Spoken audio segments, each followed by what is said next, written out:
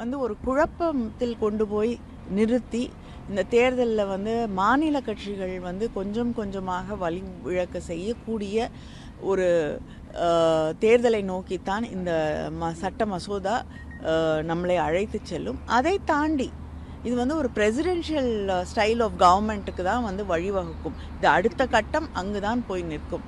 இது அதனால் வந்து நம்மளுடைய மாநில சுயாட்சிக்கு அடிப்படை உரிமைகளுக்கு எல்லாவற்றிற்கும் எதிராக கொண்டு வந்து வரப்பட்டிருக்கக்கூடிய ஒரு மசோதா. அவங்க சொல்கிறாங்க வந்து இந்த மசோதா கொண்டு வருவதால் வந்து தேர்தல் செலவுகள் குறையும் அப்படின்னுட்டு. பல மாநிலங்களில் ஒரு கட்டமாக தேர்தல் நடத்த முடிவதில்லை.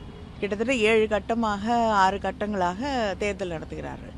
அப்படிப்பட்ட இருக்கக்கூடிய ஒரு சூழ்நிலையில் எப்படி வந்து நாடு முழுவதும் தேர்தலை அதே நேரத்தில் மாநிலங்களுக்கான தேர்தலையும் சேர்த்து நடத்துவதென்றால் அதற்கான லாஜிஸ்டிக்ஸ் எங்கேருந்து வரும், அதுக்கான வேலை செய்யக்கூடிய அதிகாரிகள் எங்கிருந்து உருவாக்கப்படுவார்கள். அதனால் இத்தனை நிறைய கேள்விகள் இருக்குது. அதனால் இது தேவையில்லாமல் ஒரு சுமையை இந்த அரசின் மீது தேர்தலின் மீது ஏற்றக்கூடிய ஒன்றாகத்தான் இது இருக்கும். இப்போ 3/2 பெரும்பான்மை இல்லாமல் இருந்துமே இதை கொண்டு வர்றாங்கன்னா அது எதற்காக அதை கொண்டு வர்றாங்க?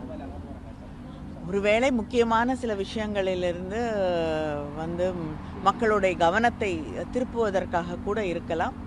அதை தாண்டி எப்படியும் வந்து தன்னால் நினச்சதெல்லாம் சாதிச்சிட முடியும் அப்படிங்கிற ஒரு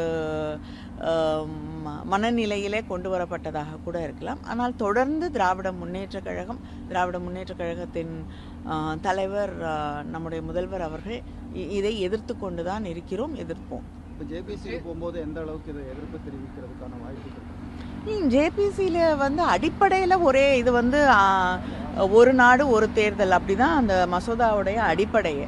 அதனால் நிச்சயமாக அந்த அடிப்படையையே நாம் எதிர்க்கிறோம் இல்லையா?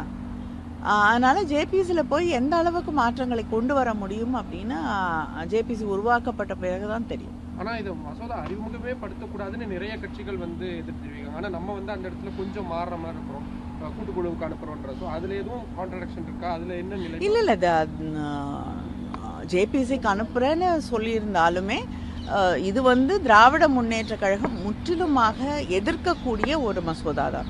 அதனால் வந்து முதலமைச்சர் அவர்கள் பேசும்பொழுதும் தெளிவாக சொல்லியிருக்கிறார்கள், வி அப்போஸ் திஸ் பில். அதனால் இது எங்களுடைய நிலைப்பாடு வந்து நீங்கள் அனுப்புனா வந்து மாறிடும் இல்லை. ஜேபிசிக்கு அனுப்பி அதோடைய அடிப்படை ப்ரெமிசஸை நீங்கள் மாற்றினீங்கன்னா maybe we can think about. அதாவது ஒரே நாடு ஒரே தேர்தல் அப்படிங்கிறது இல்லை அப்படின்னா ஏற்றுக்கொள்ளலாம்.